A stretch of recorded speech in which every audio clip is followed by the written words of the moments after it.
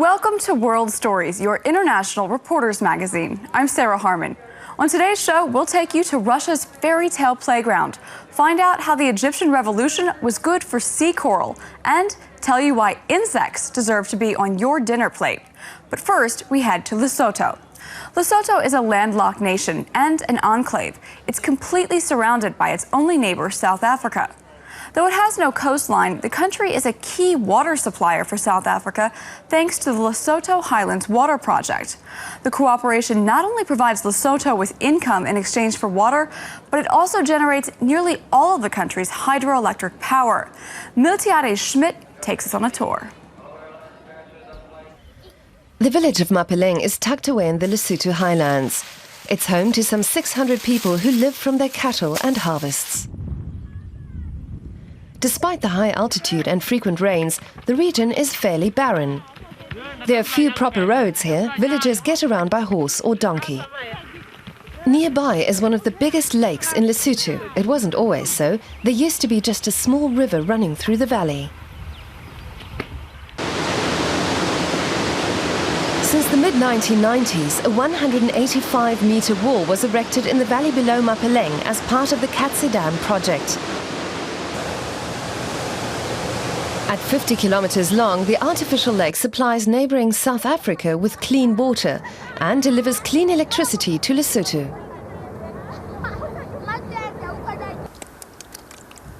The dam is a success because it rains a lot in Lesotho. Water seeps through every rock face. Countless brooks and rivers flow into the valley and the Orange River, the biggest river in southern Africa.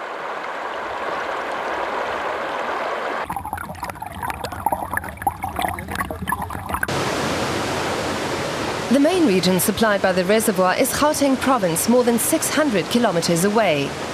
It doesn't rain much in Johannesburg, so South Africa buys water from the Lesotho Highlands. Inflow and outflow are regulated in the control center according to stringent water management principles. We don't have to dry the rivers because of the ecosystem downstream of the dams.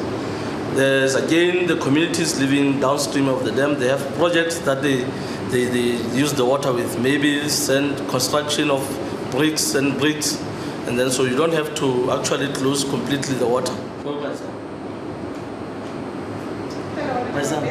Leketseng Motibi also works for the water company that operates the Katse Dam. Water is one of Lesotho's most important exports, and a lucrative one too. The main benefits could be those ones that we are generating electricity for the whole nation with this water before being transferred to South Africa. And again, there are some royalties that come through to Lesotho as a result of transfer of water to Gauteng province. Lesotho would get an average of 30 million maluti on a monthly basis. We've headed a few kilometers upstream with engineer Tabiso Kolani. At the entrance to a 1 kilometer long tunnel system, he tells us about one of the project's most impressive features. This is the intake tower. This is where actually the first water transfer starts from. The intake tower is about 100 meters tall. Below it, there's a tunnel now that connects the lake to the Mwela hydropower. That's where we generate power, 72 megawatts for the country. The water flows 60 kilometers through the tunnel that sluices through the mountains. The system follows the area's natural slope and therefore saves energy. To follow the water's path, a car has to cover twice the distance above ground. This is where Chabane works. He's a shift foreman at the Mwela hydropower plant. The plant operates 24 hours a day to keep Lesotho supplied with electricity. Chabane does rounds every day, checking the huge turbine halls where the generators are powered. It's warm and damp down here. Lesotho relies almost exclusively on clean hydropower, completely free of environmentally damaging CO2 emissions. And that's not set to change anytime soon. The station designed for 72 megawatts, which means we would need something like another 50 or 60 megawatts. But if we build the second tunnel, that would mean the same powerhouse, and that would mean more than Lesotho needs. 30,000 litres of water per second flow from the Lesotho highlands to South Africa, where it's needed by households and industry. Among the beneficiaries is the municipality of Emfuleni, home to roughly 1 million. Emfuleni has been selected to set an example for municipal water conservation in South Africa. Every day, scores of plumbers set out because nearly 2/3 of the water from Lesotho is lost due to dripping taps and damaged pipes.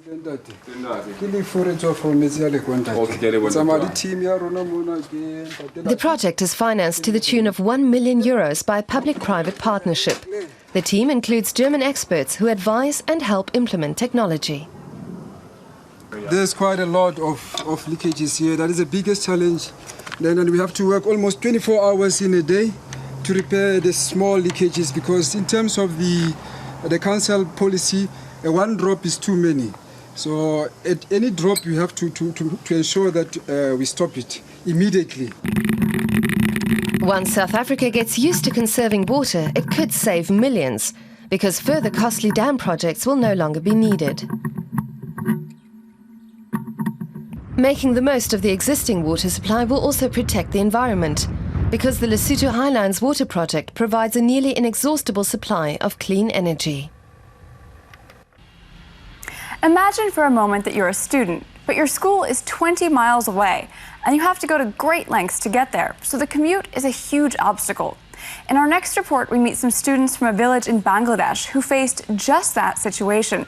And so the community got creative and built their own school.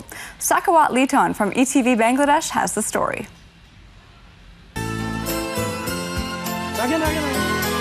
These young men are going from door to door to collect donations of rice to help support the newly founded ABCK College. Most people here are glad to support what they see as a promising initiative.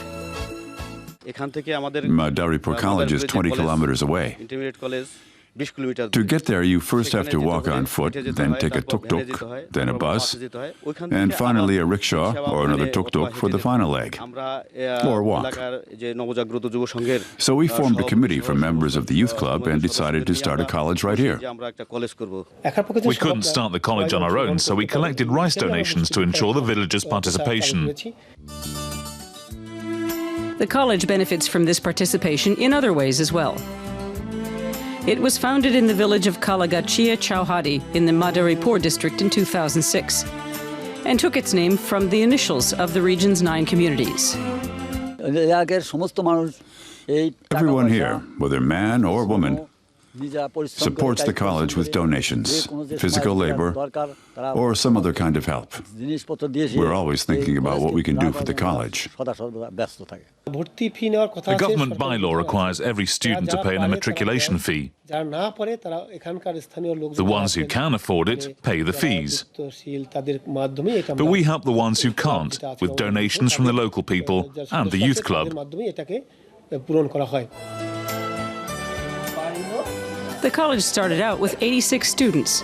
Now it has more than 250 students and 11 teachers, and a shortage of classroom space and equipment. But all the students so far have passed their final exams.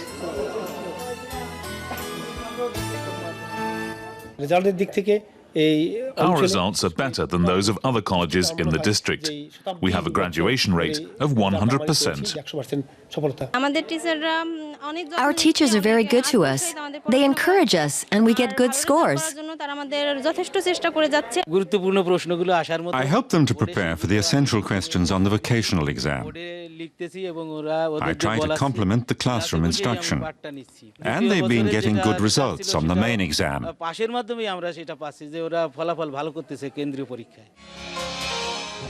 A few dormitories are available for the students, allowing them to devote more time to their studies.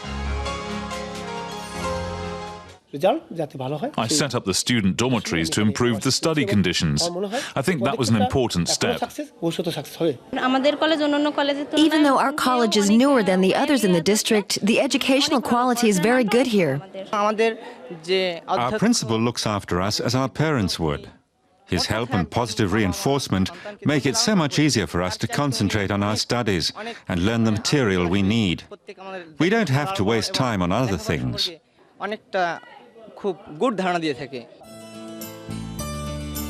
The college owes its existence to the residents of the 9 area villages and their help. It does not receive state support, but the villagers' enthusiastic support and attention keep it going.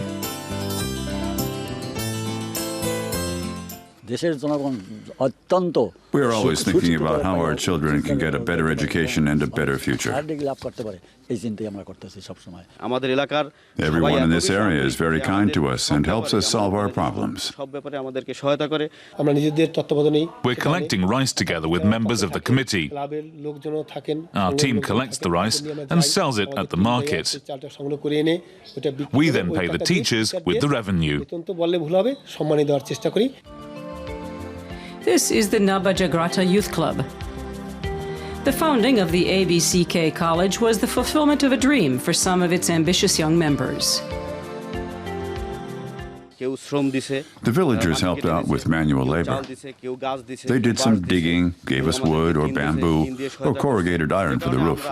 That's how we got where we are. I'm hoping our college will be able to compete with famous ones like Dakar College or Notre Dame and turn out many well-educated people for our country.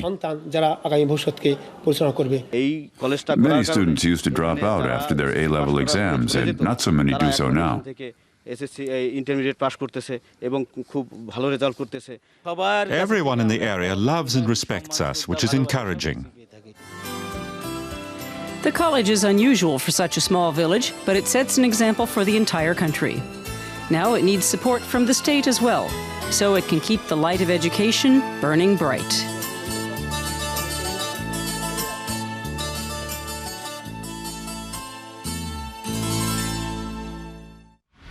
Creative solutions to the challenges that rural communities face. But growing up in the big city comes with its own set of problems, like a lack of outdoor play spaces and fresh air.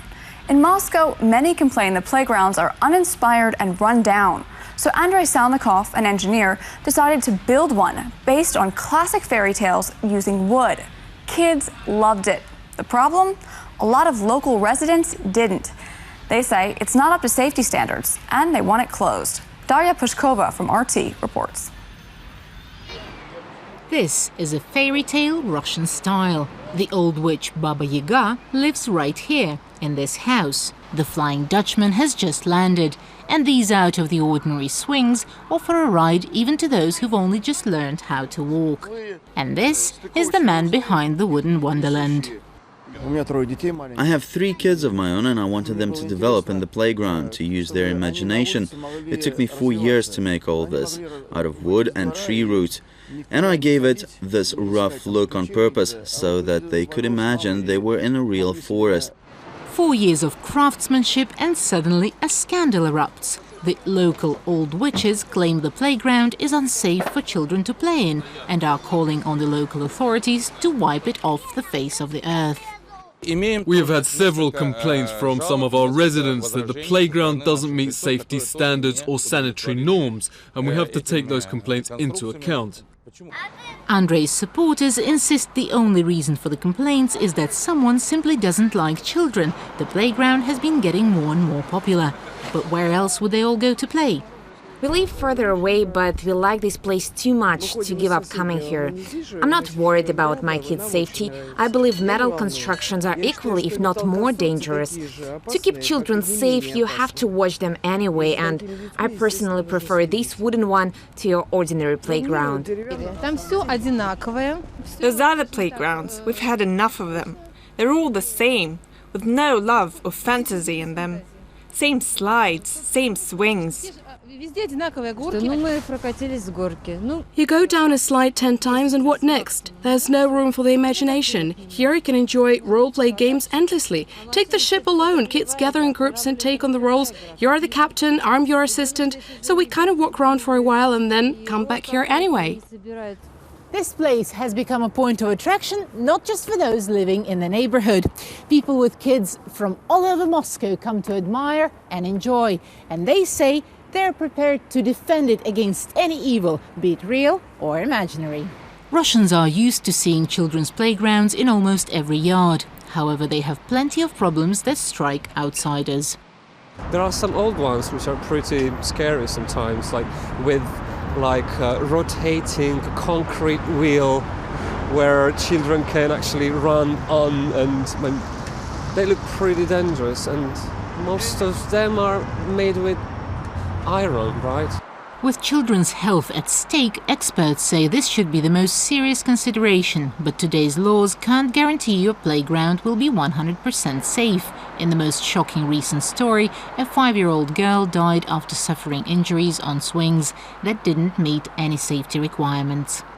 At the moment, our system of safety requirements is advisory. That means certification of the equipment for playgrounds is voluntary. I think currently this system is totally inadequate. Compared with the rest of Russia, where rusty swings and broken carousels are nothing unusual, Moscow is quite lucky. However, when it comes to finding those responsible for the playgrounds, that's certainly no child's play. We should make local officials responsible for every playground. Ideally, we should have video surveillance and an alarm button there too.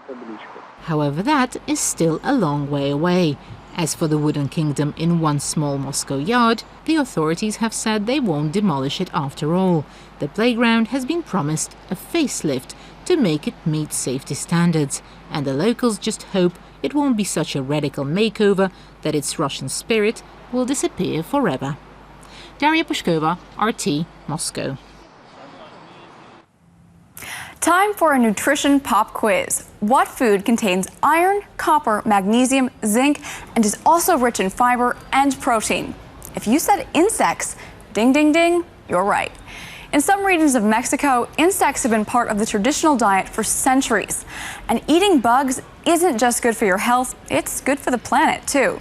Fernando Mendoza from our partner station Pueblo TV went to check out the culinary options. The United Nations is looking at a remarkable alternative in the fight against world hunger: edible insects. They're abundant and nutritious. According to a report by the Food and Agriculture Organization of the United Nations, FAO, about 2 billion people on Earth eat insects for their high concentration of protein and minerals. In addition, consuming insects benefits the environment. We're here in the village of San Juan Raya, named after its patron saint, San Juan, who's revered in this area. And Raya, meaning border, because we're on the border to the state of Oaxaca. We want to see what nature has to offer us here. The people of this infertile area around the community of Zapotitlan in the Sierra Negra of Puebla still eat insects, just like their ancestors before them. The insect is the cocopache, or giant mesquite bug. It has a unique taste and it reproduces in the mesquite trees. The FAO report points out that insects produce very little of the gases that contribute to the greenhouse effect, and they can feed on what human beings discard: food scraps, compost, and manure. Here we see a cocopache in this mesquite tree. A cocopache of this size is edible. If you like it a little spicy, you can grind it up with a bit of dried chili and make a sauce out of it.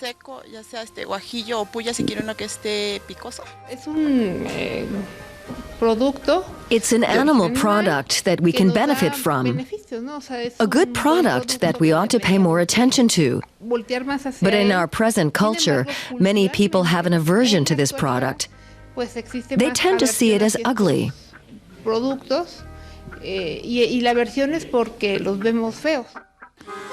The season for cocopaches, also known as cuchamanes, is April and May. They can reach 5 centimeters long and can be eaten with various fruits and exotic regional dishes. Here we have an example of produce that's typical of San Juan Raya. This is the juice of the dragon fruit, both orange and red. You can make a delicious jelly out of these fruits. We slice the fruit down the middle and use the skins as a mold. And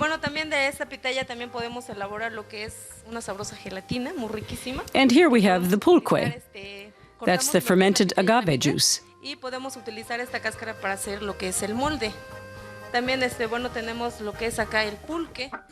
The insects contain lots of iron, copper, magnesium, manganese, phosphorus, selenium, and zinc. They're also rich in fiber, and they're a real alternative as nourishment. Yum. Well, underwater tourism is a booming business in Egypt, where the Sinai Peninsula is considered one of the best dive spots in the world. But the tourism industry took a massive hit when Egypt's political revolution began. Now, 2.5 years later, travelers are slowly beginning to return. And they're finding the underwater life is even more vibrant than it was before. Anya Koch has this report on why some environmentalists say the dip in tourism was a blessing in disguise.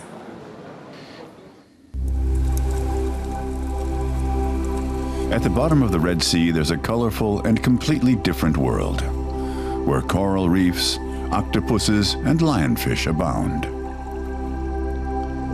Divers come to see the rich biodiversity of the depths.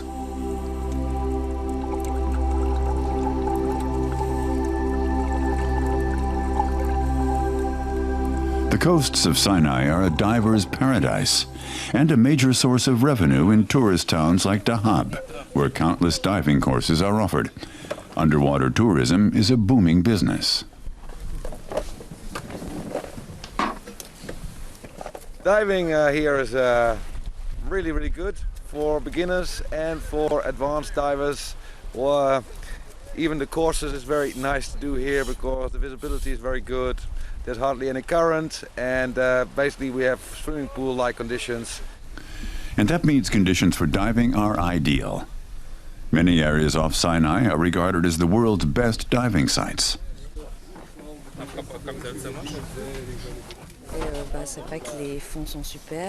The underwater life here is superb. Plenty of fish, and all the sites are different from each other. That's what's nice about it. I've only dived in the Red Sea. I'm only diving for 6 months, but I love it. I came here on a vacation for 3 weeks, and 2 months later I came back, and now I'm here for already 2 months. Always diving. Tourists are a vital source of revenue for Egypt. 1 out of 8 people here work in the industry. But many travelers shied away from Egypt during the political unrest, scared off by the news images of protests, riots, and street clashes. And many diving schools are still sitting idle. The tourist sector has been among the worst hit by the country's political turmoil, and they're only gradually recovering. We're still working, and people are coming. The Red Sea attracts people from the whole world. Americans, Europeans, Asians, they're still coming. Work is still good, but not like before the revolution. Work has slowed down by about 50 to 60%.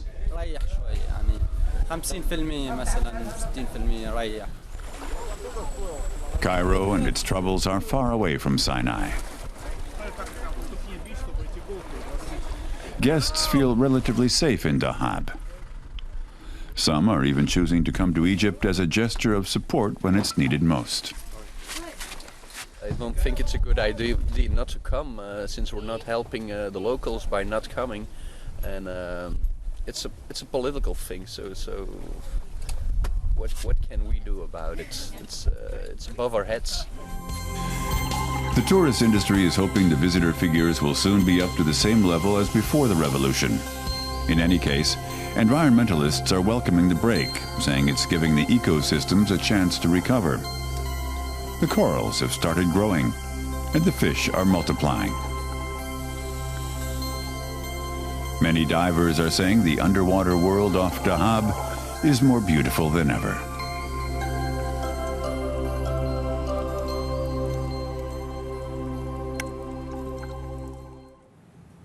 We've come to the end of this edition of World Stories. As usual, we'll leave you with this week's Picks of the World. Earlier this year, Australian rangers set up a motion-activated camera to film crocodiles. But in May, the camera went missing.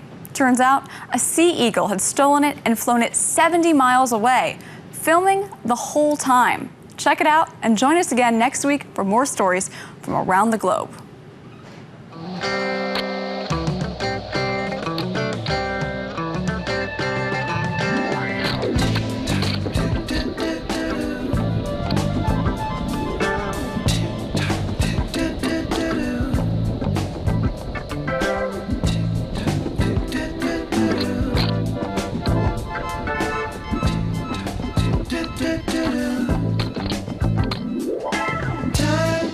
Slipping, slipping, slipping into the future.